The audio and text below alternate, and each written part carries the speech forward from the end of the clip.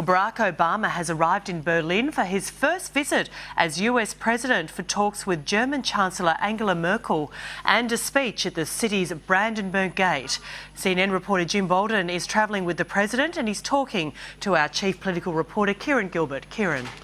Jim Bolden, thanks for joining us live from Berlin. I want to ask you, first of all, about the outcome of the G8 summit in Northern Ireland. The fundamental differences remain. That was conceded by David Cameron, but there has been some outcome, at least, an agreement urging peace talks, Jim.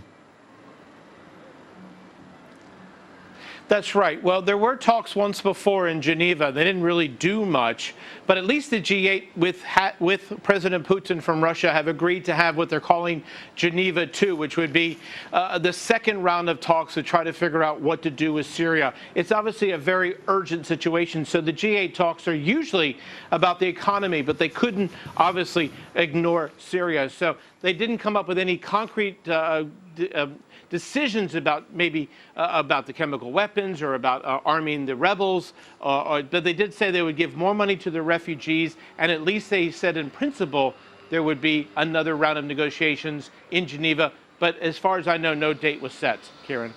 And there are those key differences that remain, as I alluded to, Jim, and no mention of the future of the Syrian President Bashar al-Assad in this statement.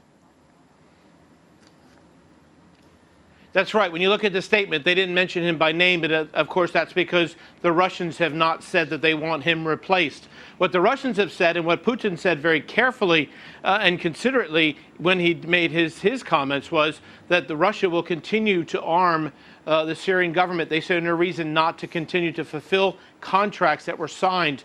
And so Russia very clearly not pulling back from its stance. Also, President Putin said that the U.S. is playing with a dangerous game by saying that there are chemical weapons being used.